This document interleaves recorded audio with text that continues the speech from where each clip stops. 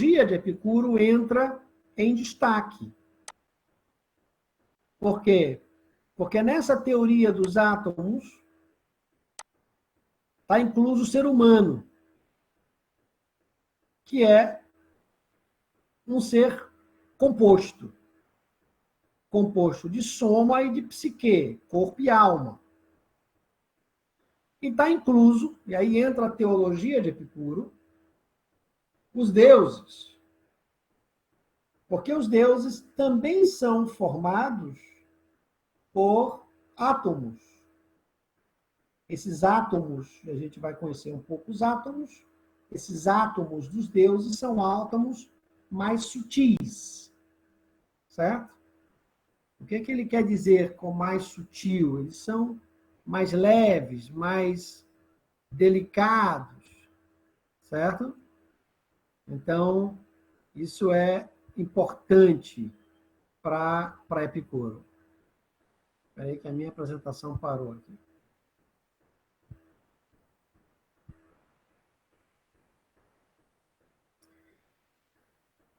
Muito bem.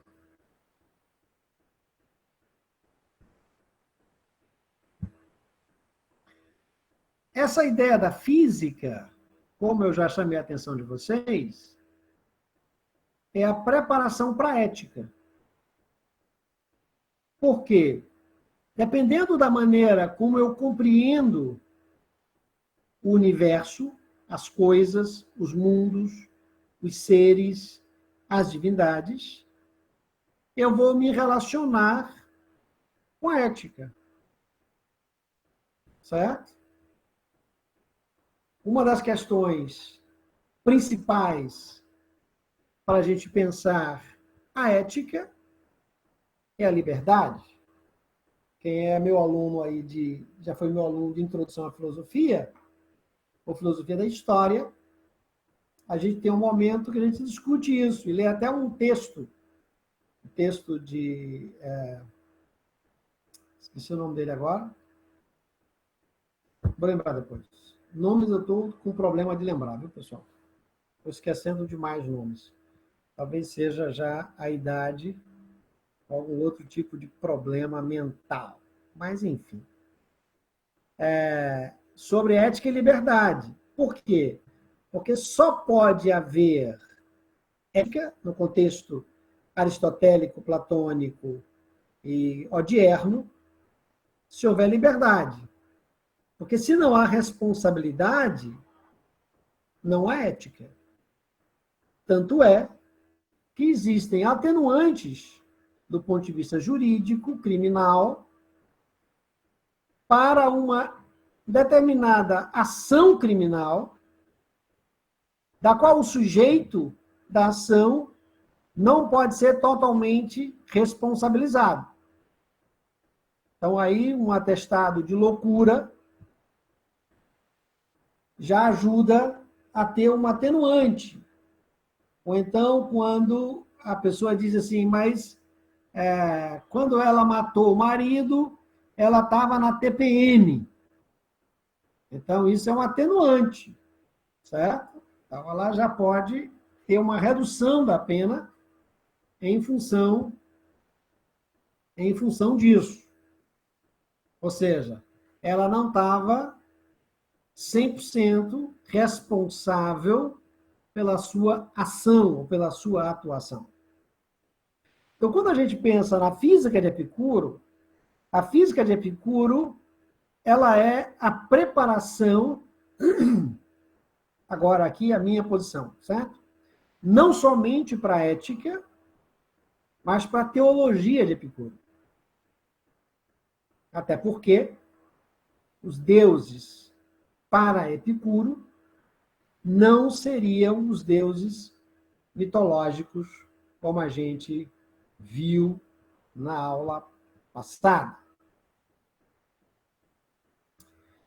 Quem vai trabalhar de maneira mais acurada essa física de Epicuro é um carinha chamado Lucrécio. Quando eu citar Lucrécio, eu vou citar LRN, Aí o livro qual é, certo? Porque eu não sei exatamente quantos livros são do Rerum Natura. São 6 livros do Rerum Natura, de Lucrécio, onde ele apresenta um tratado da física fundamentada em Epicuro. Então, dentro do epicurismo, esse seria o principal tratado, né? Seria o Rerum Natura. Na compreensão de Epicuro, e Epicuro faz isso bem antes de Galileu Galilei, de Newton, é que ele compreende os fenômenos celestes como sendo parte da física. Ele rompe com a ideia dos deuses astrais, que, de alguma maneira, se perpetua de maneira, obviamente, muito mais tranquila, né? Mas se perpetua ainda hoje em muitas compreensões mítico-religiosas. Então, São Jorge, o dragão da lua, São Pedro, que faz chover, sei lá, enfim. Eu não entendo muito desse negócio, mas a gente vai atribuindo a algumas divindades a responsabilidade dos acontecimentos físicos ou astrais. Professor, Epicuro, em sua física, coloca o espaço como real. Ele vai dizer, só tem 2 coisas, átomo e vazio, átomo e espaço. Se é possível entender o ontológico pelo ôntico, e não sensível por sensível, ou o universo pelo particular, isso. Na verdade, eu acho que essas não são questões de Epicuro. Essas questões Epicuro não levanta. Certo?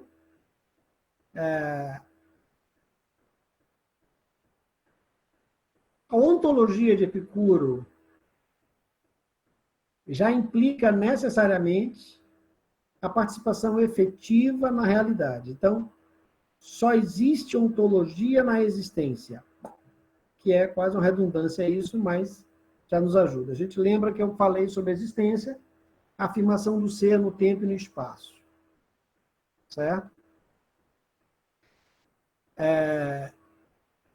O não sensível, no sentido estrito,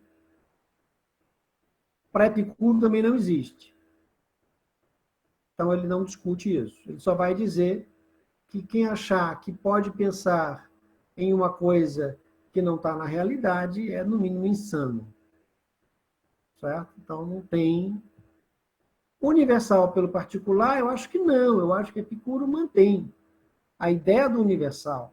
Ele só transforma a compreensão de universal em mundos. Então, tem mundos iguais a estes que nós vivemos, e tem mundos diferentes desses que nós vivemos, e tem mundos que nós não temos nem ideia de como é que é. Então, se Epicuro encontrasse com o extraterrestre, para ele estaria tudo tranquilo, está tudo em paz, não tem problema nenhum. Certo? Se Epicuro encontrasse com uma revelação de uma divindade, para ele também estaria tudo em paz, não tem problema nenhum. Porque tanto a divindade quanto o extraterrestre seriam seres que viriam de outros mundos, mas que seriam igualmente mundos.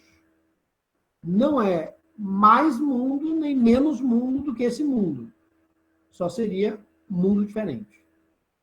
Então, essas questões Epicuro não levanta. Até porque não é para dar crédito a isso. Ele deixa isso bem claro. Não é para dar crédito a esse negócio. São discussões que não fazem sentido nós levantarmos. Para que levantar essa discussão? Então, ele vai ser bem direto nesse ponto. Certo? Depois de tudo isto, deve considerar-se que as perturbações... Pior que eu copiei isso aqui, copiei e colei, eu copiei do texto, o texto está escrito errado aqui. Mais principal para as almas humanas se originam na consideração de que os corpos celestes são bem-aventurados e imperecíveis. Esse aqui eu cito de novo na teologia. E tem oposições a eles e, simultaneamente, vontades, ações e motivos, esperam ou suspeitam algo terrível, eterno, de acordo com os mitos. Ou seja, ele vai reagir a essa compreensão mitológica, certo?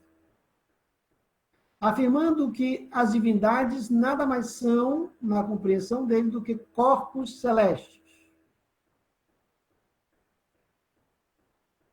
Então, ele transforma a mitologia grega em corpos celestes. Isso, que para nós talvez não faça nenhum sentido discutir isso, para a época era importante, até porque os raios pertenciam a Zeus. As imagens de Zeus, elas vêm muitas vezes acompanhadas de raios. Então, se Zeus estiver muito furioso com alguém, aí ele fica lá, sei lá, rosnando, que seriam os trovões, e mandando raio. E vocês imaginem, né, que naquela época não existia a mesma compreensão de física que nós temos hoje, não existia para-raio, né? Eu, por exemplo, gosto muito de ver raios. E quando eu era mais jovem, eu já fui mais jovem, e talvez tivesse menos juízo, eu não sei se eu tinha menos juízo naquela época ou se eu tenho menos juízo hoje. Essa comparação realmente eu não tenho como fazer agora. Mas eu gostava de ir à praia, a gente sempre passava as férias em Itacimirim, aquela área ali da Estrada do Coco, perto de Guarajuba. Aquilo ali nos anos 60, 70, era uma fazenda de um amigo nosso. Então, eu frequento aquela região desde os anos 70.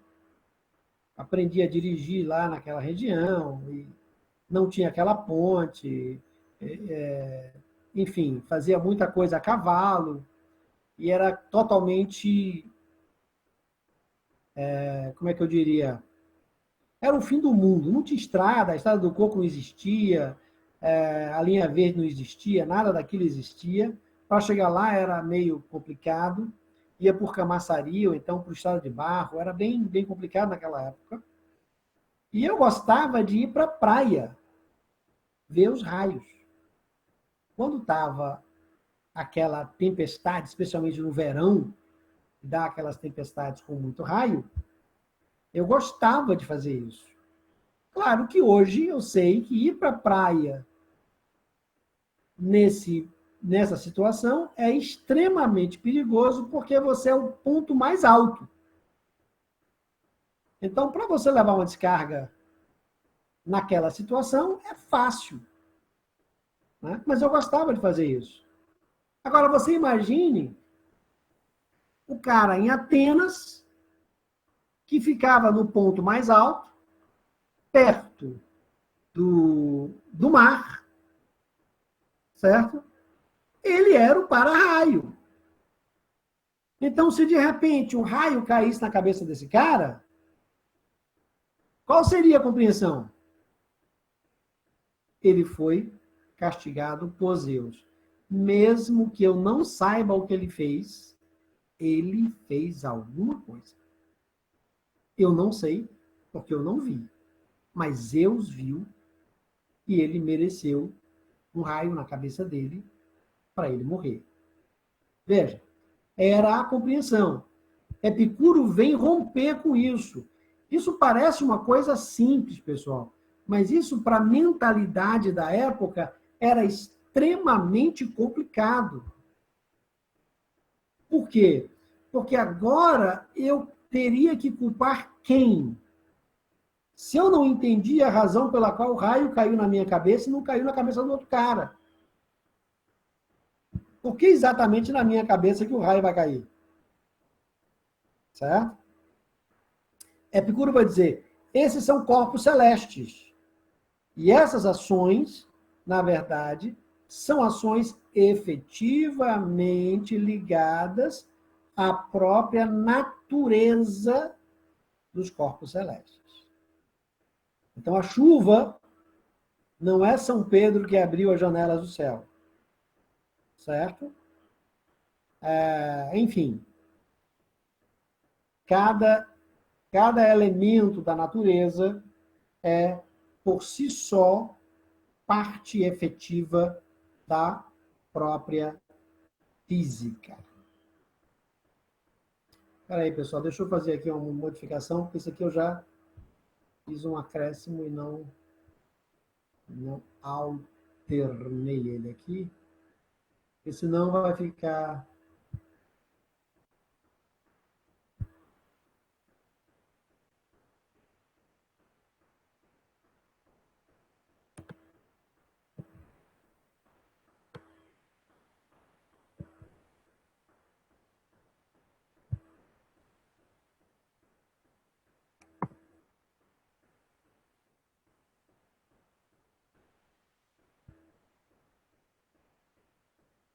Também não sei se os outros estão no mesmo esquema.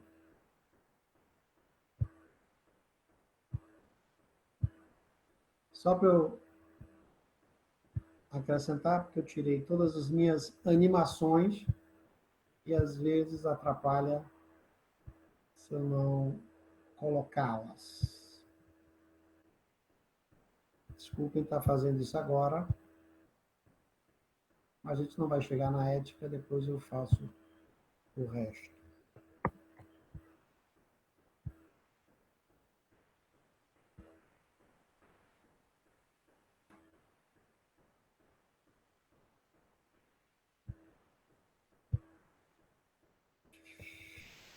Vamos lá.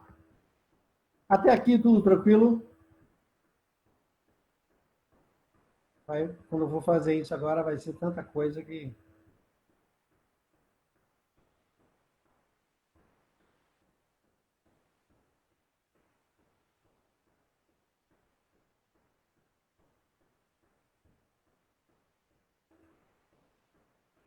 Então vamos agora tentar entender aquilo que eu estou chamando de princípios básicos da física de Epicuro.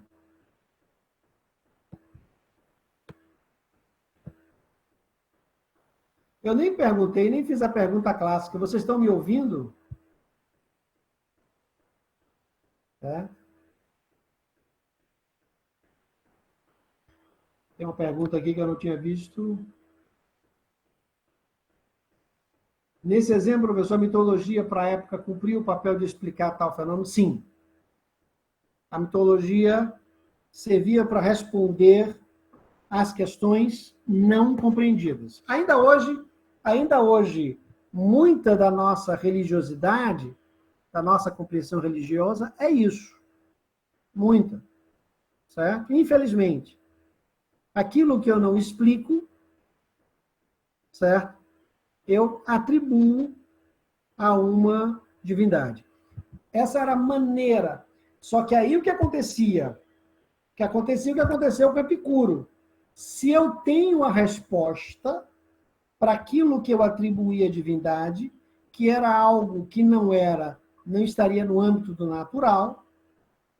Então, eu termino, se eu tenho essa resposta, eu distancio a divindade. Então, o que aconteceu foi, ao longo do tempo, a gente foi distanciando a divindade. Essa foi uma ideia que o iluminismo achou que resolveria. Então, quando nós saímos do século XX, aí eu sei que vocês todos são do século passado, mesmo os mais novos são do século passado, nasceram em 2000 para trás, ninguém aqui nasceu em 2001 para frente, né? Quem nasceu em 2001 para frente aqui? Tem alguém aqui? Não. Será que tem alguém do século XXI que não foi do século XX? Não foi do século XX, será? Sim, Maria Eduarda nasceu... Eita, Marcos Cordeiro, vocês nasceram depois de 2001? Meu Deus do céu, então eu estou ficando velho. Não, 98 não. 98 é do século passado, minha senhora. 98 já é muito velha. Eu estou falando 2001 para cá. Tem que ter 19 anos, no máximo. No máximo. Assim, esse sim foi para que nós estávamos ouvindo. Pensei que era o sim da minha outra pergunta. Ok. É porque eu não estava com o chat aberto, eu estava com a apresentação na minha frente aqui. Mas, assim, o que aconteceu naquela época, o que acontecia é, eu não consigo explicar os raios. Então, os raios são de Zeus. Eu não consigo explicar as tormentas dos mares. Então, as tormentas dos mares são de Poseidon. Eu não consigo explicar os vulcões. Os vulcões são de Hades. Só que aí, quando você começa a explicar, o que acontece? Você distancia a divindade. Certo? Esse é um problema, pessoal, que ainda hoje, infelizmente, assim, hoje que eu digo hoje mesmo, hoje, na data de hoje, sei lá que dia é hoje, dia 28, 27 de agosto de 2020, ainda hoje há essa ideia do ponto de vista religioso, certo? Que é uma compreensão excessivamente mágica da religião. E que é um problema, a gente está vendo isso. E assim, eu lamento profundamente que essa discussão esteja extremamente forte no Brasil. Eu confesso que eu ando meio sem paciência, eu pensei que eu era o único que estava sem paciência com isso, mas eu já vi que tem outros colegas que também não têm paciência com isso. Mas eu avaliei um artigo em inglês para uma revista norte-americana, e o artigo era a relação do bolsonarismo com os evangélicos. Eu aprovei o artigo para publicação, certo? Vai ser publicado. Eu até sei quem escreveu, apesar de ser o que a gente chama de avaliação cega, não vem o nome da pessoa, é avaliação cega, mas pelo que é dito, você sabe mais ou menos quem escreveu. Mas assim, a gente está... Por que eu aprovei? Eu aprovei porque eu acho que a discussão precisa acontecer. Certo? Mas, especialmente agora, com esse caso de Flor de Lis, né, que mandou matar o marido era pastor, enfim, é toda uma confusão horrível, que inclusive está na mídia internacional, eu recebo jornais internacionais, revistas internacionais no meu WhatsApp. Né? Então, assim, alguns jornais internacionais, na França, Le Monde, e outros fora do país, inclusive a Der Spiegel, que é uma revista muito importante na Alemanha, escreveu um artigo sobre a situação de Bolsonaro. E, assim, nós estamos chegando a um ponto em que há um pseudo-intelectualismo de uma ignorância absurda daquilo que é ciência da religião e da história da religião no Brasil. E quando eu digo história da religião, todas. Né? Todas. E assim, há uma necessidade de se fazer uma, como é que eu diria, uma universalização das coisas extremamente acrítico. Então, hoje, tudo que acontece no Brasil foram os evangélicos que fizeram. Quem elegeu Bolsonaro? Os evangélicos elegeram Bolsonaro. Quem está dando apoio à morte do pastor? São os evangélicos, por causa da compreensão moral de separação e prefiro matar do que me separar. Quer dizer, coisas assim que você, se você parar e você conhece minimamente, no meu caso eu conheço minimamente, porque eu trabalho com isso, né? Com ciência da religião também, vou dizer assim, cara, a ignorância chegou a um ponto crasso, né? A ignorância chegou a um ponto clássico, né? E esquecem, por exemplo, de que nunca foi se falado que uma das bases, por exemplo, para os governos anteriores eram as comunidades eclesiais de base e os movimentos evangélicos de esquerda, né? Que eram militantes. Agora, o volume deles não elege ninguém, né? Se eles são fiel da balança, essa é uma outra questão. Mas a gente não tem estatística para isso. Comprovadamente não tem estatística para isso. Por quê? Porque nós não sabemos quantos votos reais existem na urna, porque quando a gente vai votar, a gente não vota lá se é evangélico, católico, afro-religioso, umbandista ou quimbandista, ou seja lá o que for. Não se coloca isso. A gente não tem estatística para isso. Então, a gente trabalha com o achismo, e nesse achismo, a gente faz afirmações pseudo-intelectuais. Né? Então, ser intelectual hoje no Brasil é ser ateu, por exemplo. Isso são coisas que não fazem muito sentido, não tem muito. E Epicuro rompe com toda uma compreensão, que é, por isso, por exemplo, em Mitilene, ele não consegue ficar em Mitilene. Porque os aristotélicos não vão aceitar essa posição que ele assume, essa física que ele assume, que fundamenta a sua ética. E no caso específico dos filósofos de Mitilene, os aristotélicos de Mitilene, a sua gnosiologia, ou a seu cânon, compreensão de conhecimento e de acessibilidade de conhecimento, vai romper com isso. Então, as coisas assim, com Epicuro estão muito entrelaçadas, por isso a gente vai ter que fazer sempre essa ida e vinda. Essa separação que a gente está fazendo é porque Lucrécio faz essa separação, e a gente faz a separação do ponto de vista didático, sistêmico, certo? Mas não necessariamente pelo pensamento de Epicuro. Ok? Então vamos ver alguns dos princípios. Primeiro princípio, e aqui esses princípios sou eu que coloco com base nos textos, mas não dá para a gente citar os textos aqui nesse princípio. Certo? Primeiro princípio é que nada vem de nada. Então, ele rompe aqui com uma bomba atômica com toda e qualquer compreensão criacionista. Certo? Então, aqui,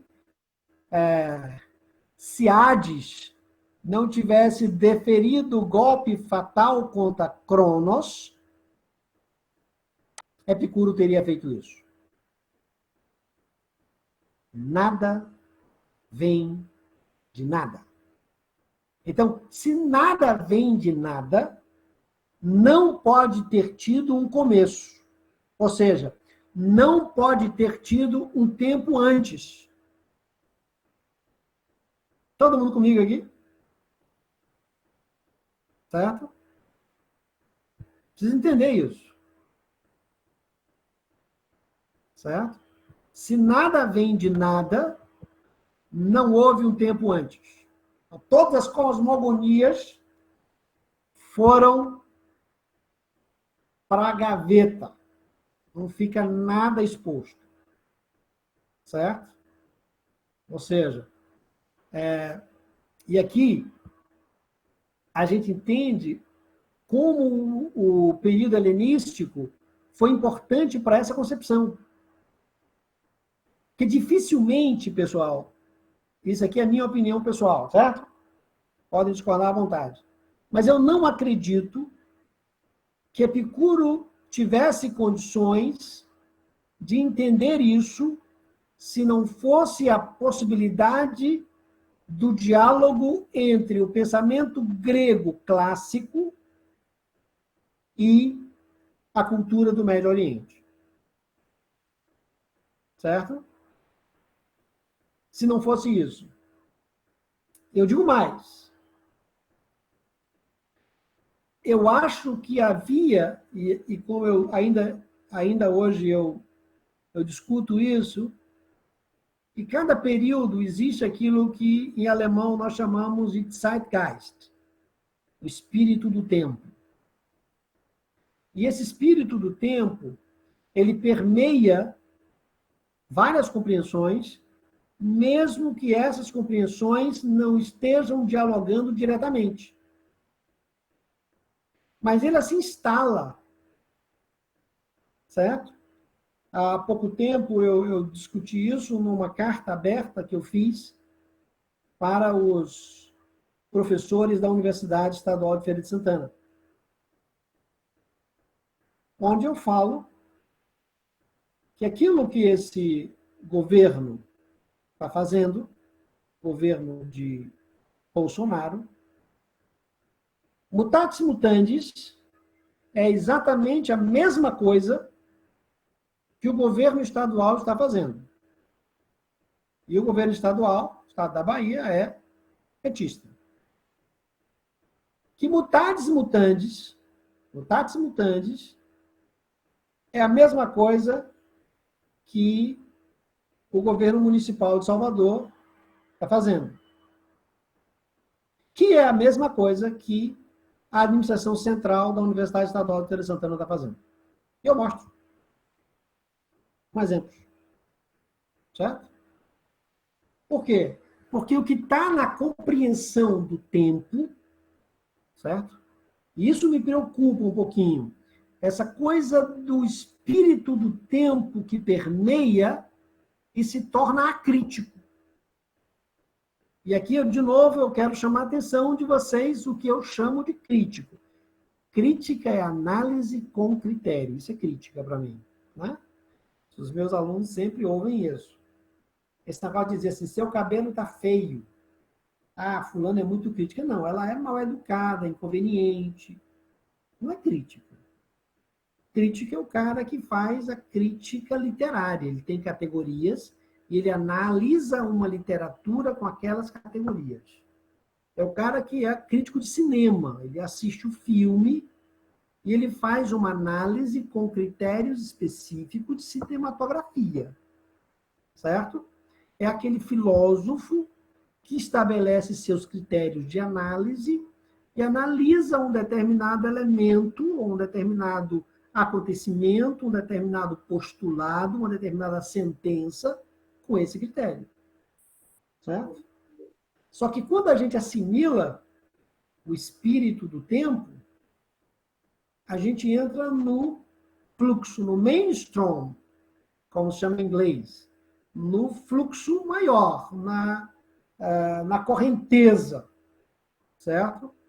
Então, a gente está entrando no Brasil nessa correnteza. A gente vai na correnteza. E no Brasil, hoje, você escolhe a correnteza que você quer. Tem mais essa. Né? Ainda tem mais esse detalhe. Então, Epicuro rompe com a compreensão do mainstream de Atenas. Quando ele diz nada, vem do nada. Então, esqueça qualquer período antes.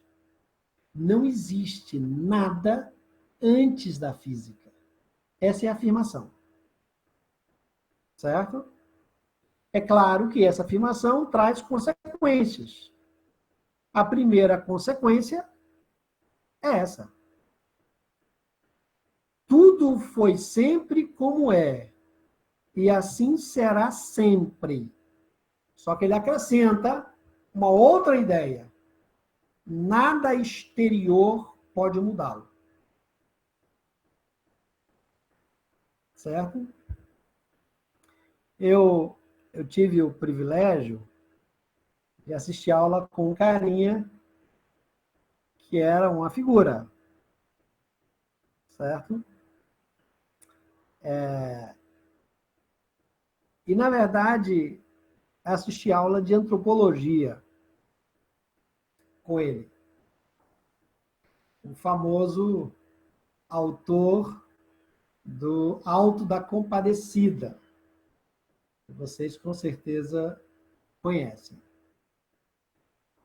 E eu lembro que uma das aulas, ele, dando aula de antropologia, e as suas aulas eram Suassuna, né? Ariano Suassuna. Eu tive o privilégio de trabalhar com o primo dele, né? Que era um grande técnico educacional, e fui aluno de Ariano Suassuna, na Universidade Federal de Pernambuco.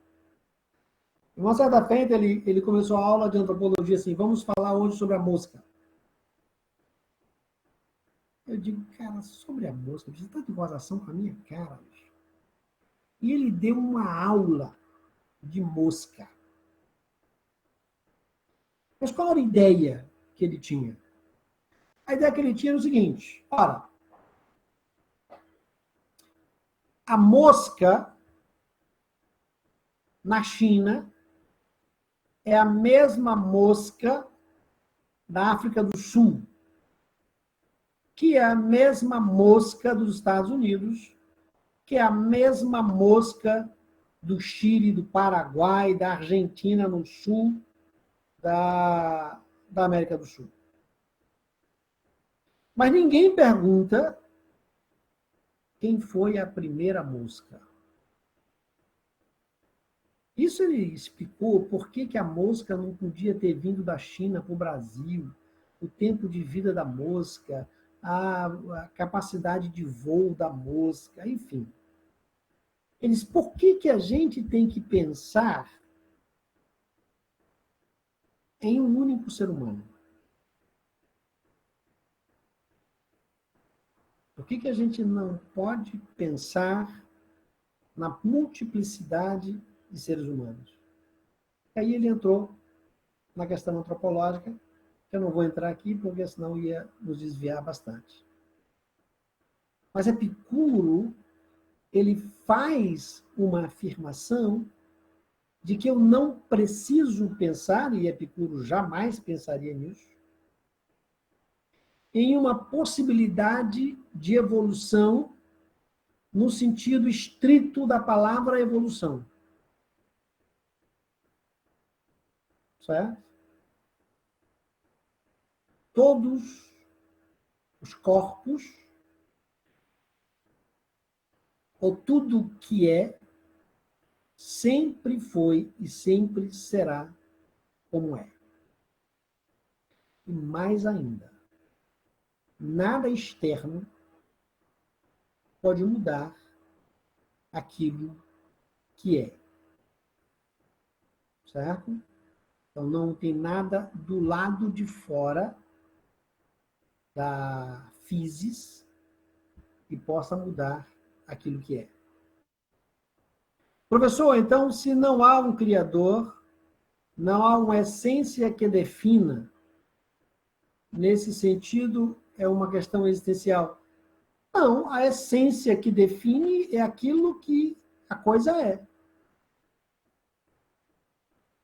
Por que uma essência que define precisa ser criador? Para Epicuro, isso não é questão, eu acho. Certo? Não precisa de uma essência que defina.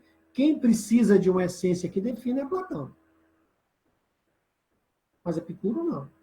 Para Epicuro, faz a menor diferença, até porque não existe uma essência que não seja a existência. A existência já é a essência. Não existe essa dicotomia para Platão. Ou, desculpe, para Epicuro. Para Platão, sim. Platão, sim. Certo? Existe um ser humano, este ser humano é especial, e este ser humano especial, ele é a perfeição. Certo? Essa compreensão é uma compreensão eminentemente platônica.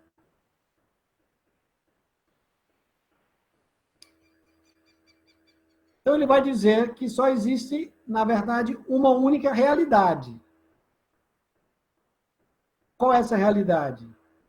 Átomo e vazio, ou átomo e vácuo. Algumas traduções trazem vácuo. Eu não gosto da tradução, porque, na verdade, para Epicuro, a ideia é átomo e espaço. E vácuo não necessariamente é espaço. Porque o vácuo é uma afirmação negativa. Certo? O que é o vácuo? O vácuo é a falta de ar. Isso é um vácuo. Para Epicuro, não é isso. Para Epicuro é o espaço, ou vazio. O vazio talvez traga mais a ideia de Epicuro. Os átomos, eles precisam se mover. E eles se movem no vazio, no espaço. Perceba, eu não sei se vocês estão sacando o que está acontecendo aqui. Certo? Mas Epicuro, ele rompe com uma compreensão de espaço e com uma compreensão de tempo. Certo? Eu gosto disso porque a nossa compreensão de tempo ela é extremamente complicada. Certo? A gente estabeleceu determinados resumos para aquilo que é tempo para nós. Certo? Nesse sentido, eu sempre retorno, quem já me ouviu falar sobre tempo, eu sempre retorno para Kant. Né? Eu me afastei da compreensão de tempo de Aristóteles já há algum tempo. Certo?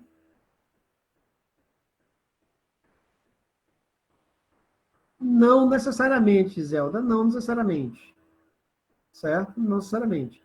O que Epicuro faz é, não existe nada fora do tempo. Mas o tempo não é delimitante, porque o tempo é eterno. Ou seja, não existe um começo. Eu não posso começar a contar o tempo. Por que eu não posso começar a contar o tempo? Porque nada pode vir do nada. quando começou o mundo? Ele diz, não começou. Sempre foi. E sempre será. Certo? Existe um tempo, mas o tempo é determinado pela condição dos movimentos dos átomos. Certo? Os átomos do meu corpo estão decaindo. Certo? Em consequência do tempo. Estão decaindo. Eles já estiveram mais animadinhos, eles agora estão mais desanimadinhos, certo? Vocês veem aqui está caindo, enfim, tá? Né? Cabelo já caiu. Né? Então, assim, meus átomos, eles estão começando a querer se separar. Certo? São os meus átomos. Os átomos do meu corpo. Os átomos da minha alma, esses átomos, eles vivem numa briga eterna. Eles não aceitam bem a condição do tempo.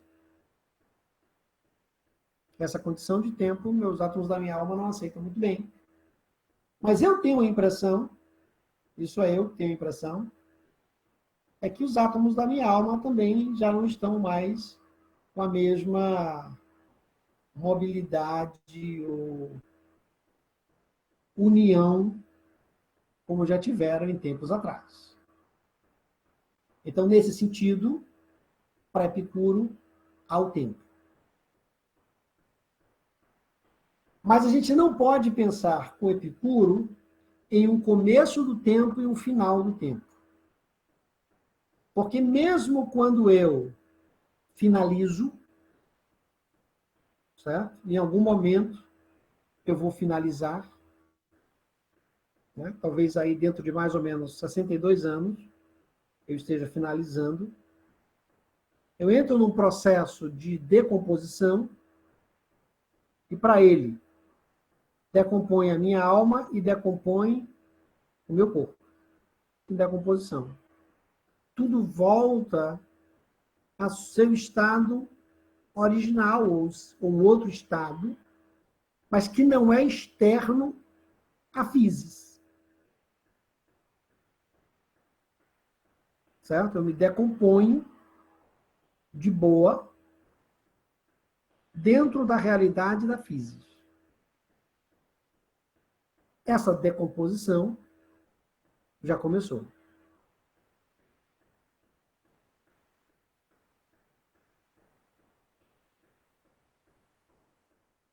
Não, o mundo não se decompõe e morre.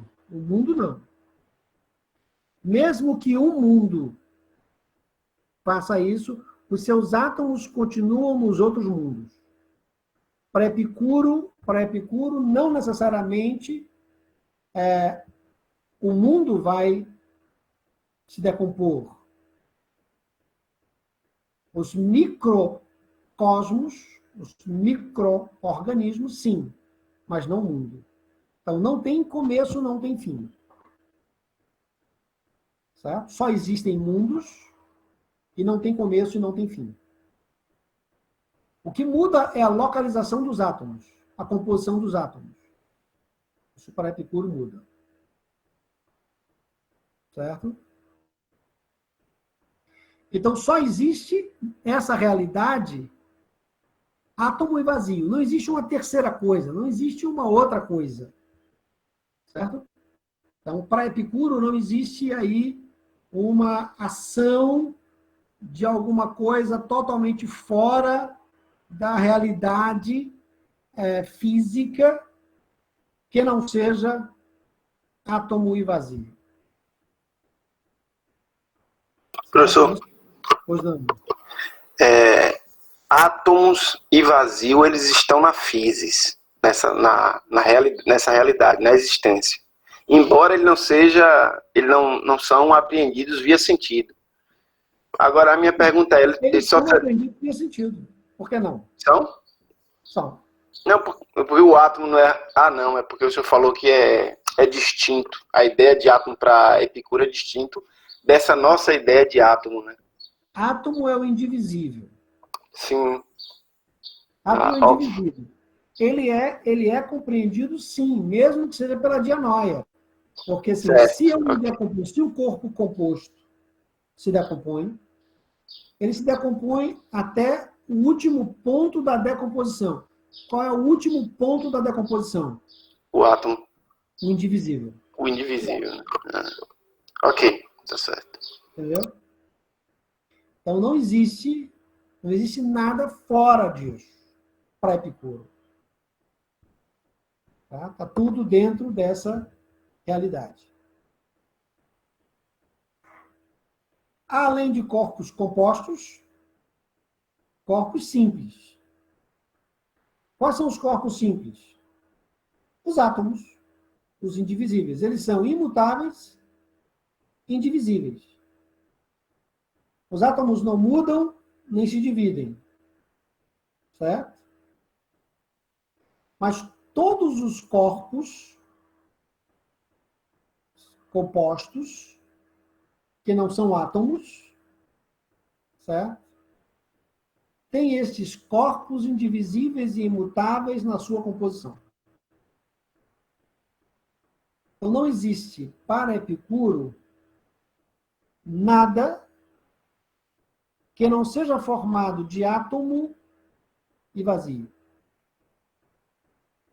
Certo? O átomo seria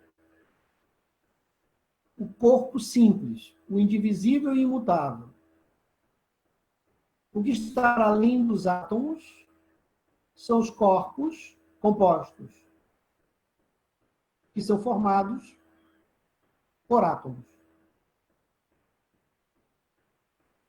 Que são formados por átomos. Até aqui tudo tranquilo? Todo mundo sobrevivendo?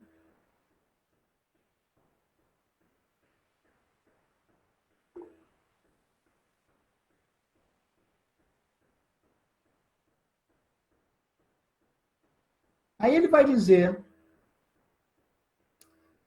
que tudo que a gente vê, tudo que está aí na nossa realidade, é constituído de átomos, formado pela gradativa aglomeração desses átomos. E esses átomos se movem no vazio. Ou seja, o que nós somos é uma aglomeração de átomos. Pessoal, você dizer isso há 2.324, 3.347 anos atrás, cara, isso é uma afirmação extremamente contundente. Certo? A gente pensar isso hoje é simples. Até porque a gente hoje tem análise de células, de átomos, e etc, etc. A gente domina esse composto orgânico que a gente se tornou e outros compostos que a gente tem. Professor, então, o que seria, o senhor falou que nós somos, tudo que nós somos, né? A composição dos corpos são átomos. E o pensamento seria o que para Epicuro? O pensar seria o quê? Seria fantasia. Primeiro seria dianoia. Mas todo pensamento é reflexo de alguma coisa real. Então faz parte da própria composição do átomo, a junção desses átomos, a capacidade de pensar, que é a composição atômica da alma. É a composição atômica da psique. Quando a gente for falar sobre psique, a gente vai ver isso. Mas a capacidade de pensar faz parte da própria natureza atômica da psique. certo? Então, os átomos têm... A união dos átomos vai dar esse composto. Não depende muito aí da união dos átomos. Ele vai falar que os átomos da psique, os átomos da alma, são mais leves, são mais sutis, né? Está mais próximo da composição dos átomos da divindade, por exemplo, em termos comparativos, enquanto que os átomos da concretude da matéria são átomos mais sólidos, são átomos mais pesados, né? E até precisam ser mais pesados para não ficarem no vazio. Certo? Mas para ele não há essa diferença. O pensamento estaria dentro da própria composição aglomerativa dos átomos. Não tem, para ele não tem nenhum problema em relação a isso. Professor, é por isso que o senhor falou que o corpo simples, o átomo simples, é, no caso, apreendido pela dianoia, né? Pelo fato de ser um corpo simples. Exatamente. Exatamente. Mas, assim, para Epicuro é simples entender o átomo. Porque o próprio processo de decomposição já mostra isso. O corpo composto vai se tornando cada vez mais simples nesse processo de decomposição. Tá? Como o sujeito morre, ele basicamente vira areia. Ele é decomposto. Tá? Ou ele vira excremento dos animais, dos bichos, dos vermes que o comeram. Certo? O que sobra, efetivamente, é ossos e cabelo. Quem tem cabelo, obviamente. Quem não tem, não sobra nada, né? Mas quem tem cabelo, pelo menos sobra o cabelo. Né? Mas depois também é decomposto, se ficar muito tempo também decompõe. Só que aí ele vai afirmar, e aqui já estou citando, volto à minha forma anterior, citando Diógenes Laertius, os átomos não possuem nenhuma qualidade, exceto forma, tamanho e peso. Mas a cor varia com a disposição dos átomos. Certo? Então, na verdade, os átomos, eles têm todos só forma, tamanho e peso. O que muda é a composição. Algumas misturas de átomos não ficaram muito boas, né? Outras ficaram belíssimas. Certo? Então, essa ideia de aglomeração é que vai dar, por exemplo, a cor às coisas. A aglomeração dá forma aos corpos compostos.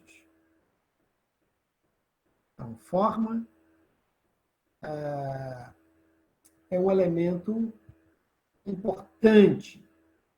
Certo? O tamanho do átomo é um elemento importante, o peso do átomo. Então, quanto mais leve for o átomo, ele vai colocar isso na questão da alma, mais acesso ele tem, por exemplo, aos espaços vazios dos corpos concretos. Essa ideia de que os átomos são mais leves, então eles têm maior mobilidade dentro dos corpos concretos. Certo?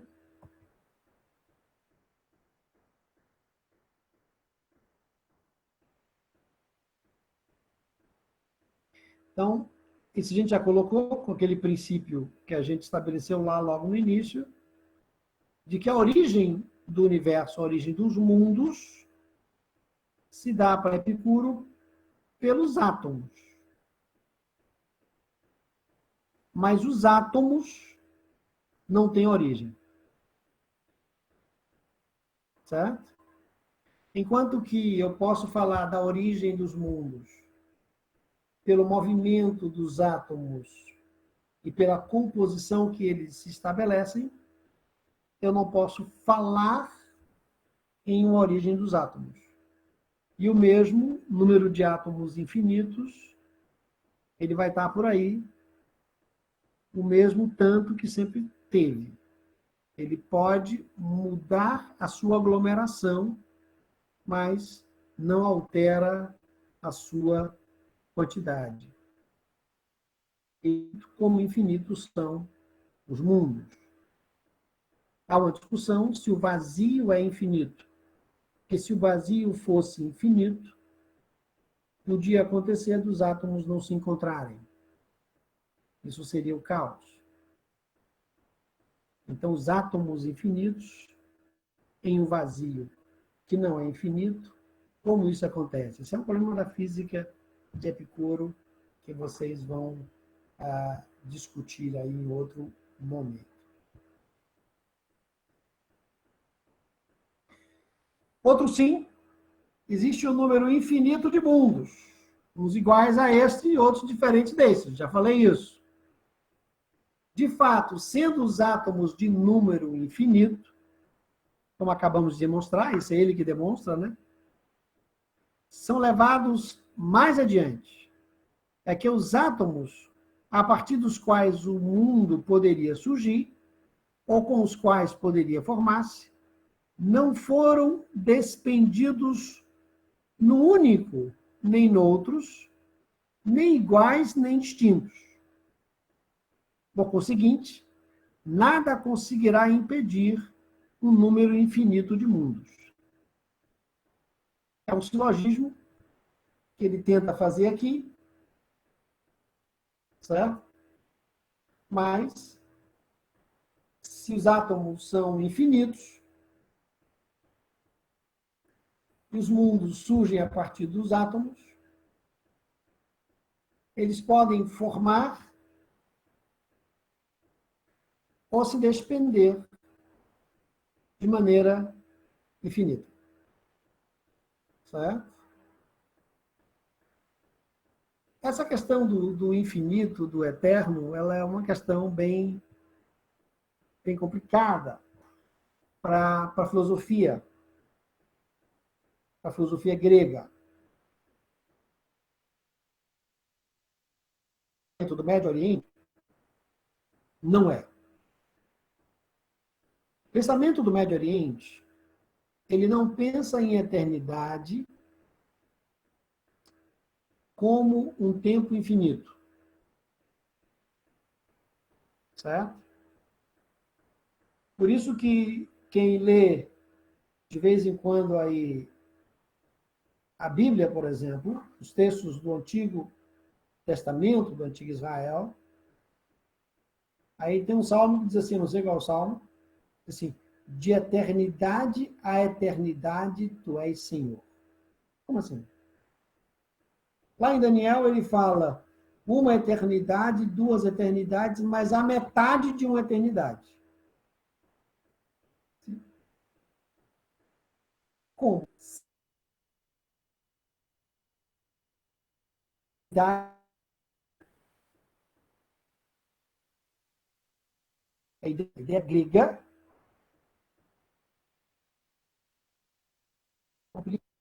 infinito.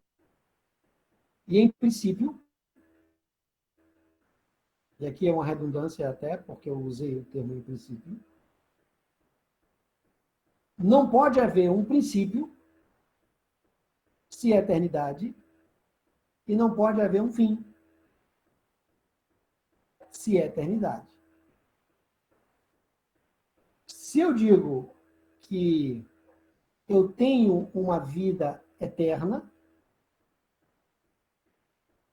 do ponto de vista da compreensão de eternidade, isso não pode. Por que não? Porque eu tive um começo de vida. Em algum tempo eu não era. e em algum tempo eu me tornei. Tá dando para acompanhar isso, pessoal? Vocês ficam muito silenciosos, eu não sei se vocês estão me acompanhando, mas isso me ficou muito claro no momento que me afetou profundamente. E esse momento que me afetou profundamente foi o momento do nascimento da minha primeira filha. Quando a minha primeira filha nasceu, talvez porque eu era estudante naquela época, eu entrei numa crise muito grande. E a crise foi minha, pessoal. Foi uma crise. Até porque eu estava no parto, eu peguei a minha filha. E a primeira coisa que me veio à cabeça foi o seguinte: o que foi que eu fiz? O que foi que eu fiz? Cara, eu chamei à existência alguém que não era. Isso deu um bug na minha cabeça, e não foi um bug muito simples, foi um bug razoável. Em outras palavras, o senso de responsabilidade por aquela existência me pesou naquelas primeiras horas. Isso durou mais ou menos algumas horas. Como nunca algo havia me pesado, ou como nunca algo me pesou em todo o resto da minha existência.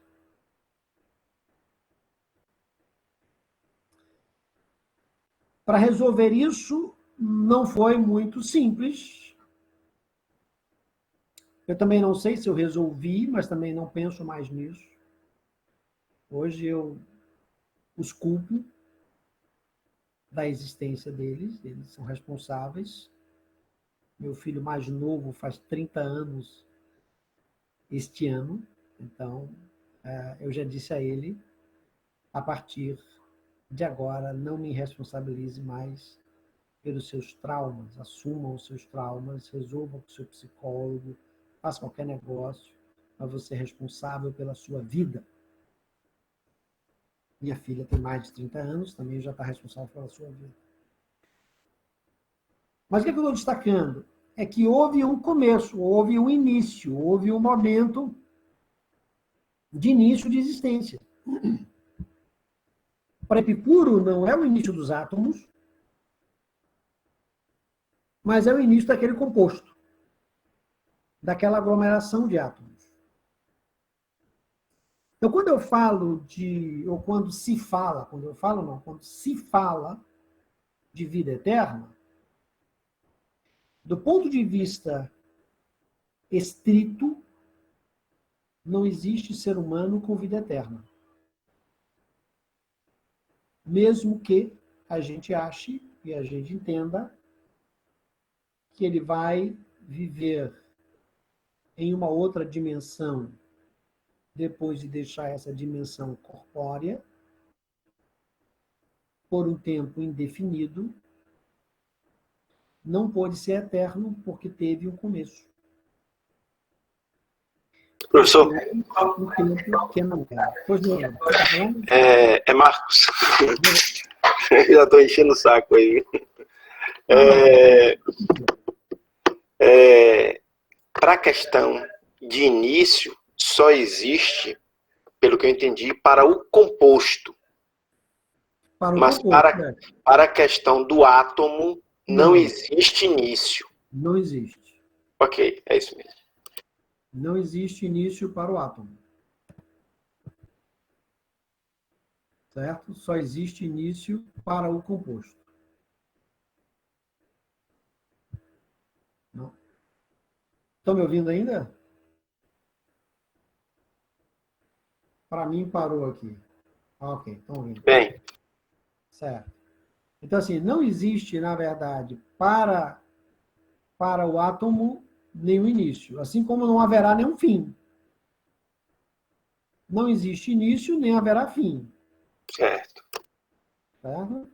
Isso aí é tranquilo. O que existe é o composto. Certo? Só que no meu caso específico, a compreensão era de chamar a existência. Nós somos chamados à existência. Né?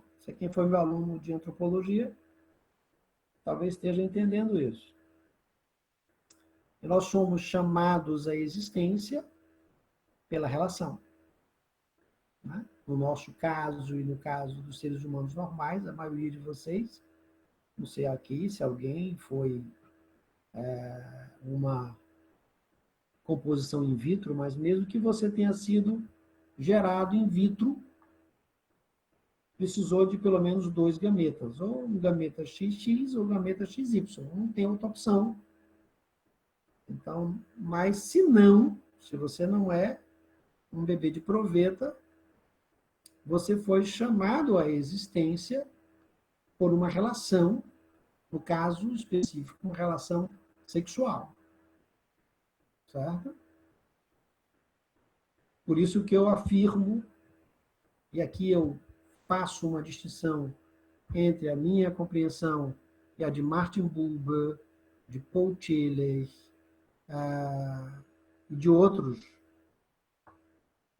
que analisam a relação a partir da existência, eu sempre afirmo que a relação precede a existência. Assim, não somente eu sou um ser em relação, eu não sou um ser fora da relação, mas eu sou um ser de relação. Eu só sou na relação. Fora da relação. Então, essa ideia de a vida é minha, não é dar conta de ninguém, isso é uma falácia, certo? Sociológica, eu sei lá que falácia é, mas não existe. Não existe esse ser humano solipsista. Só existe o ser humano na relação. Professor, existem muitas crises psicóticas que são desencadeadas justamente quando nasce o primeiro filho, porque é chamado a essa responsabilidade, né? Exato. A pessoa tem que se inserir diante desse contexto, diante de uma outra ótica. Especialmente no puerpério. No puerpério isso é muito comum. Tá? É claro que essas crises psicóticas nem sempre se dão com os homens, nem todo homem vai entrar em crise, feito eu. Muitos não vão entrar em crise nenhuma, porque nem aparecem lá. Diferente, né? Mas, claro, tem também, obviamente, a questão do ego distônico, que algumas mulheres no puerpério entram realmente numa dianoia, né? Porque elas se distanciam tanto daquele ser que era elas e que agora deixou de ser e que elas não querem assumir. Por isso que às vezes é difícil para algumas pessoas entenderem e acusam com muita veemência, né, quando uma mãe abandona uma criança no lixo, que coisa horrível, blá, mas não está acompanhando todo o processo psicológico, no caso psicótico, que aquela mãe está passando, né? O puerpério. O puerpério tem vários fatores. Isso é muito discutido na psicopatologia, né? Que são as patologias do puerpério. Né? Tanto do período que é o período efetivamente pós-parto, quanto o período gestacional. Alteração de hormônios, então você tem aí alteração no sistema nervoso central, né? Não é uma coisa tão simples. Por isso também a famosa depressão pós-parto, que pode ser tanto do ponto de vista neurofisiológico, como pode ser do ponto de vista psicológico. Realmente isso acontece. Com os homens também acontecem. Talvez com menos frequência. Acontece, não com a mesma frequência, né? Porque os homens, na verdade, eles não têm necessariamente a alteração hormonal, né? A não ser aqueles que estão em uma sintonia tão grande que se a mulher tiver dor de cabeça, ele vai ter também, né? Pode ser que tenha esse cara. Eu acho até que tem, né? Mas no caso dos homens, pelo menos o que eu vi disso é bem menor. Mas acontece, claro que acontece. Acontece porque o senso de responsabilidade vai ser alterado. E aqueles que não conseguem, por exemplo, só um exemplo, discutindo agora a psicologia, né? Aqueles que não conseguem lidar com o senso de responsabilidade, eles entram em pânico, né? E às vezes, quando eu atendo adolescentes, eu sempre digo a eles que muitas vezes os pais e as mães não deixam eles fazer as coisas porque eles têm pavor, pânico do que possa acontecer com eles. Então, quando um adolescente, um jovem, pede a mãe ou o pai para ir para uma festa, né, uma rave, e eles proíbem, não é porque eles não gostam e querem castigá-los, é porque eles têm pavor, né? Quantos jovens que andavam em alta velocidade antes de ter filho, depois que tem filho, só quer andar com 80? E entram em pânico em pensar que podem morrer e deixar o filho ou a filha, né, abandonado. É claro que tem esse porém aí, né? Isso é um fato, né? É porque na questão do psicótico, o que entra aí é a entrada no mundo simbólico. O psicótico tem uma grande dificuldade de entrar Exatamente, no mundo simbólico. exatamente. Mas existem várias portas e várias janelas para você entrar no mundo simbólico. E mesmo você entrando no mundo simbólico, você tem várias alterações sinápticas. Se não tivesse alterações sinápticas, você também não entraria no mundo simbólico. Mas, enfim, essa é uma questão que a gente vai ficar aqui, nós dois, batendo essa bola aqui, não é interesse da galera. Mas, sim, só para a gente entender o que é que Epicuro propõe. Por um lado, você tem um mundo infinito de átomos. Se você tem um mundo infinito de átomos, você tem um mundo infinito de possibilidades de mundo. Pessoal, tem certas afirmações que parecem simples, mas que mudam enormemente toda a concepção da época. Porque para nós hoje, ainda é complicado. Quem assiste esses canais da Discovery que falam sobre extraterrestres, né? A gente fica discutindo se há ou não extraterrestre. Não, só existe o nosso mundo. O resto é tudo conversa. Esse povo fica inventando se tem vida em Marte, se não tem vida em Marte. Certo? Epicuro já tinha resolvido isso. Epicuro diz, cara, vai ter em algum lugar, não é possível na cabeça dele, que só tenha esse mundo.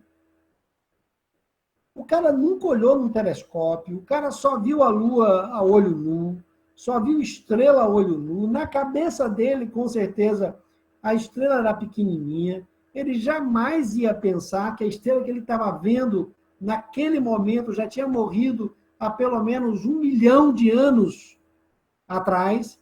E ele estava vendo a luz da estrela que estava chegando agora, mas que ela não existia mais. Ele jamais ia pensar nisso. Mas ainda assim, ele consegue pensar numa compreensão de vários mundos. Certo? O que para nós é quase que impensável. Ainda hoje, se você for parar para conversar sobre isso de maneira desprovida dos preconceitos que nos são muito comuns, dificilmente a gente vai ter alguém que vá dizer, não, eu não tenho nenhum problema se aparecer aqui um cara da galáxia Alfa, ou que galáxia for. A minha galáxia é a da Via Láctea. A minha galáxia é da Via do Café. Não é láctea, mas é café. Entendeu? Então, assim, são muitos mundos. Isso é importante que a gente entenda. Então, Epicuro ele é bem extremo, né, nesse ponto. A gente vai começar a ética, mas eu acho que é melhor a gente tentar digerir um pouquinho mais isso para não ficar uma overdose, né? Overload. Né? Mas está dando para acompanhar essas ideias de Epicuro, que às vezes como eu não vejo a cara de vocês, né? Às vezes eu fico pensando que maluquice danada, para que estudar esse negócio? Né? Às vezes tem essa ideia, mas eu acho que Epicuro é um cara a ser resgatado. Professor, Diga. eu entendi perfeitamente que a explicação para os fenômenos é o movimento dos átomos, né? Perfeitamente. Agora, o que é que explica esse movimento? Por exemplo, Aristóteles tinha a teoria das causas, né? Causa formal, material e tal. E o que é que explica? É o peso. O peso? Os átomos caem, Os átomos caem no vazio. Eles caem no vazio. É o peso. É o peso e a forma. É o peso e a forma. Os desvios é que formam os corpos, para Epicuro. O universo para Epicuro, eu estou chamando de universo aqui, o que ele chama de mundos, né? Cosmoi. O universo para Epicuro, ele está em constante movimento, ele nunca está parado. Certo? Então, o que é também, para mim, impressionante, né? Porque você vem de uma compreensão, pessoal, de Terra que é totalmente diversa à nossa compreensão de Terra. Que, inclusive, estão questionando, né? De novo, a nossa compreensão de Terra. Como é que se pensava a Terra no Médio Oriente? Né? Vocês ouvem muito essa ideia de confins da Terra. Então, tinha um fim. A Terra chegava um momento que era um fim. Então, na compreensão do Médio Oriente, a Terra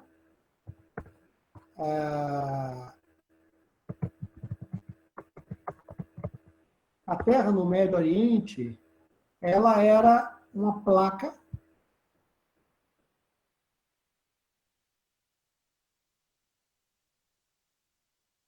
essa placa era sustentada por algumas colunas. Essas colunas que sustentavam estavam dentro d'água e isso implicava em, se você cavasse, você iria chegar até o ponto da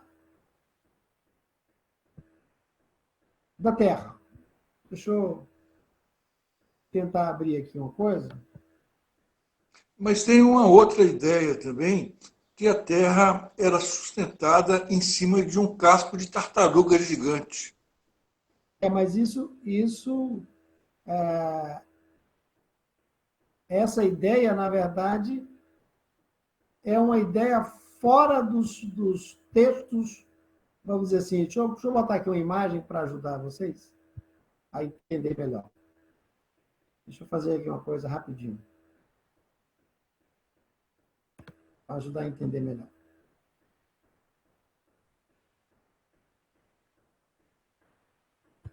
Só um minuto.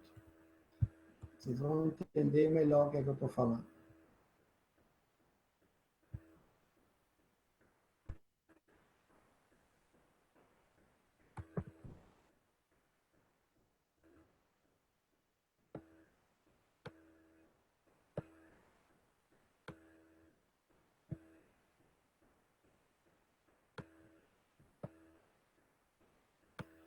Eu estou ajeitando aqui.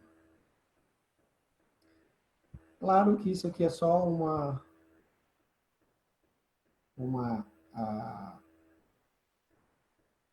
ideia para nos... Vou parar aqui a apresentação. Pegar uma nova apresentação.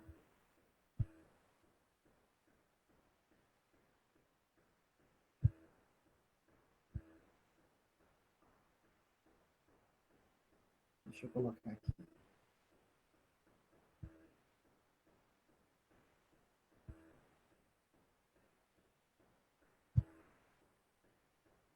Então, veja bem. Aqui ele está redondo porque alguém que pensou isso aqui, fez essa coisa, pensou na Terra com o mapa mundi de hoje. Certo? Mas a ideia era mais ou menos essa. Só que aqui por cima havia uma cobertura, que era uma cobertura de acrílico. Nos textos, tanto do Emuna Elis, quanto na cosmogonia do Antigo Testamento, em hebraico se chama de laraquiar. Né? Esse laraquiar era uma espécie de cúpula aqui. Então, essa parte aqui era água, essa parte aqui era água. Havia umas colunas, que não seria necessariamente nesse formato aqui, né? Seriam colunas. Se você caminhasse, você chegaria aqui no final da Terra. Estão vendo aqui meu movimento com o laser? Você tem que falar, porque eu não estou vendo a formação. Alguém? Sim. Sim. Ok? Certo? Então, essa seria mais ou menos a ideia. Havia aqui uma cobertura. Então, quando os textos dizem abrir as janelas do céu, é como se abrisse aqui uma comporta, e quando abre a comporta, a água que está aqui em cima cai aqui. E pode fechar essa comporta. Quem que fazia isso? Uma divindade, né? E se só existia esse mundo aqui, estaria para lá. Por outro lado, se você cava aqui, você vai chegar à água aqui. Certo? Essa água daqui é remanescente da água que vem de baixo. Até porque eles não chegavam ao fundo do mar. Né? Se você for imaginar que essa ideia de um relevo subaquático é uma ideia relativamente recente. É do tempo do radar. O radar é que vai perceber o relevo subaquático, mas existem profundidades oceânicas que nós não atingimos, nem com robôs. Certo? Então, essa ideia que está por trás era a ideia que vinha do Médio Oriente. Ok? Então, o que acontece? O que acontece é que, para Epicuro, não é necessariamente a ideia de um único mundo. São vários mundos. Ou seja, pode haver um mundo paralelo a esse, onde tenha pessoas parecidas conosco. Pode haver um mundo muito diferente desse, com seres totalmente diferentes de nós. Pode haver um mundo que seja o mundo dos deuses, mas está dentro da física, certo? Esse mundo é um mundo inacessível, nada incomoda nesse mundo, certo? Então, Epicuro traz para dentro da discussão da física da época questões que para nós hoje são questões importantes. Se você for pensar que a física, sobretudo a chamada física quântica, discute hoje a compreensão de tempo paralelo, que do ponto de vista da física é plenamente possível, certo? Se é praticável, é um outro departamento. Mas do ponto de vista da física, hoje, você pode ter um tempo paralelo. E nesse tempo paralelo, eu posso estar dando aula lá também. Certo? Então, essa é uma questão que não é tão simples. E Epicuro resolve isso para ele, para os seus ao redor. Lucrécio, por exemplo, no Hero Natura, resolve isso para ele de maneira muito tranquila. A partir do momento que eu assumo a possibilidade de vários mundos, para mim está resolvido. E esses mundos são tão infinitos quanto infinitos são os átomos. Esses mundos têm multiformidade, como multiforme é a composição dos átomos, a união dos átomos. Esses mundos estão em movimento na medida em que os átomos estão sempre em movimento.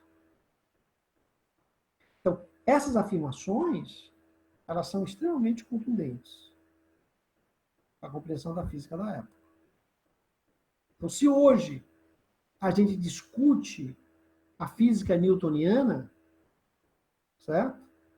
Que é a física determinista, os movimentos das órbitas são iguais, certo? Então, a Lua vai ficar na órbita da Terra. Então, os movimentos dos astros, eles são previsíveis, porque os movimentos são idênticos. Né? Então, esses elementos, eu acho que são elementos que hoje são questionados. Né? A física já não é mais nesse formato, até porque o tempo já não está mais no mesmo formato do movimento, como era no formato do período aristotélico, do período newtoniano, que era baseado na filosofia aristotélica. Então, isso para mim, são rompimentos muito grandes. Eu acho que são rompimentos muito grandes. Não sei se eu ajudei aí ou atrapalhei mais, mas é mais ou menos essa ideia. Deixa eu ver aqui o chat, como é que está. É complexo, mas está indo. Ainda bem que está indo, né? É chinesa, não sei de quem é. Eu peguei a primeira que eu achei na internet. Não, foi a ideia da tartaruga, do casco de tartaruga. Ah, tá, a ideia da casco de tartaruga. Não, eu não acompanho muito isso. Eu só acompanho os textos suméricos, babilônicos, um pouquinho, os textos hebreus, os textos chineses e indianos, eu ainda não acompanho. Não sei também se vou acompanhar, sou sincero. Eu acho que é muita coisa para eu acompanhar. Eu acho que eu não dou conta. Eu precisaria de mais vidas para fazer tudo aquilo que eu talvez gostaria de fazer. Mas também não quero mais vida. Eu acho que vai ser bom essa vai ser legal. Já vai ser suficiente. Em algum momento eu vou estar saciado de dias. Entendeu? E aí eu vou dizer assim, pô, eu tô a fim de morrer, velho. Não tô mais a fim mesmo de viver. Eu já estou farto de dias. Eu acho que eu vou chegar nesse ponto. Não quero ser eterno. Seria terrível ser eterno. Morrer. Já pensou? Todas as pessoas que você ama morreram. Né? Como diz o poeta, morrer quem ama ainda vai. O problema é morrer os amigos. Né?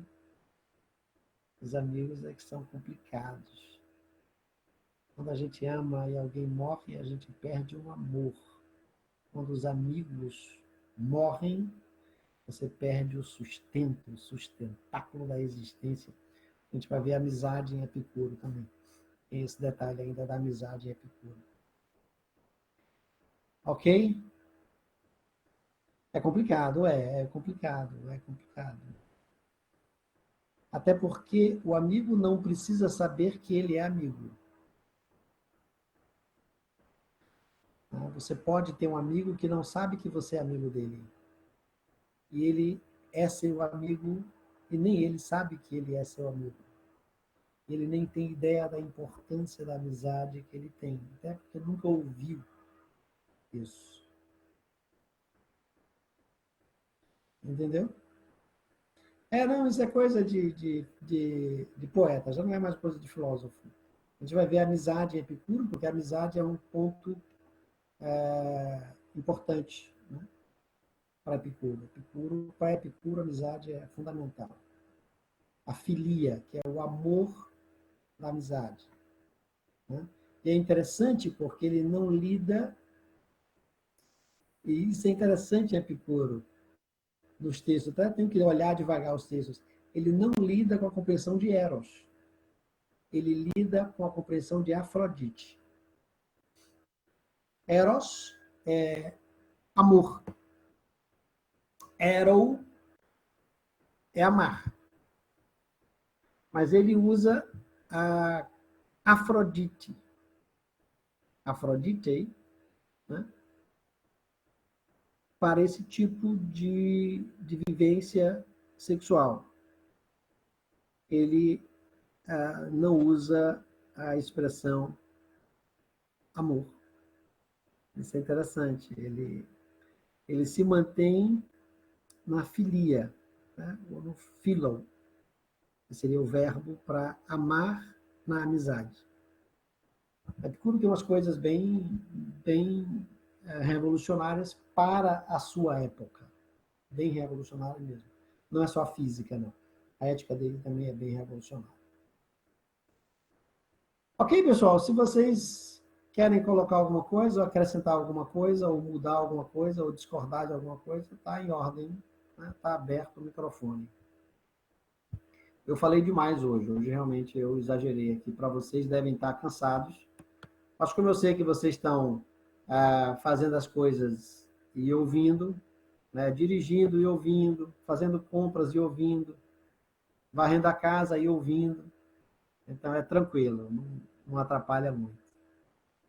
Essa é a vantagem desse tempo de distância, né? A gente vai assistindo aula e fazendo outras coisas ao mesmo tempo. Alguns vão assistindo aula e ouvindo música também. Isso também é bom. Ok? Alguma observação, alguma colocação? Senão a gente vai parar por aqui hoje. E aí vocês vão descansar.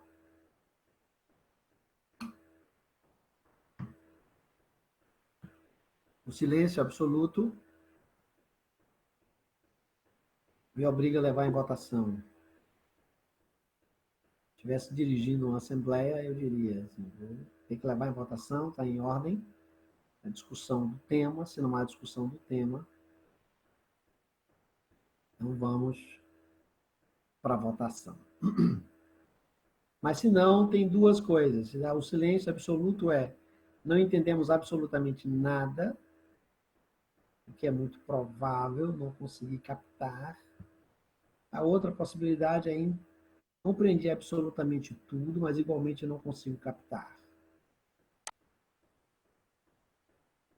Vai ter mais coisas, Giselda, vai ter mais coisas, porque agora é que começa a ética, né? A gente está nos preâmbulos. Estamos nos preâmbulos. Estamos nos preparando. A gnoseologia foi o que a gente tem como acesso à verdade, a física, o que as coisas são. E agora a pergunta é o que eu devo fazer. Essa é a terceira pergunta. Certo?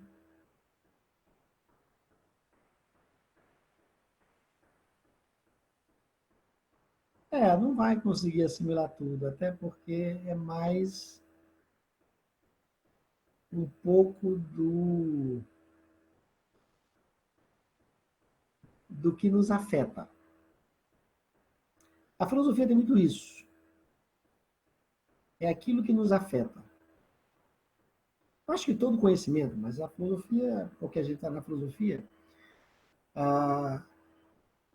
o que nos afeta, na verdade, tem um peso especial. Então, a gente tem que discutir o que nos afeta. E isso eu gosto na filosofia de Epicuro. Na verdade, nas filosofias helenísticas, de modo geral. É que a pergunta é sempre pela vida.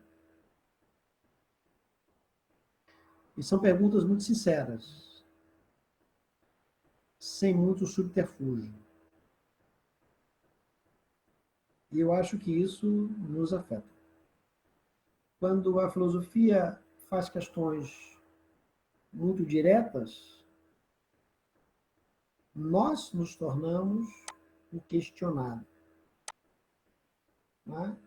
Hoje eu conversava com um velho amigo de longas datas, e ele se manifestou no Facebook com essas coisas que têm sido ditas por aí, esse discurso pseudo-intelectual que a gente tem ouvido muito. E uma das coisas que a gente falava é que tem coisas que a gente não pode, não tem como não nos afetar pela própria história de vida que nós temos. Né? Tanto ele quanto eu. Né? São histórias de vida bem intensas. Apesar de termos saído do Brasil muito jovens, eu saí mais jovem do que ele é mais velho do que eu, 2 anos, mas eu tive a oportunidade de viver os anos 80 em uma das maiores universidades da Europa, a Universidade de Hamburgo. Só para vocês terem ideia, os ataques às Torres Gêmeas dos Estados Unidos foram organizados na Universidade de Hamburgo.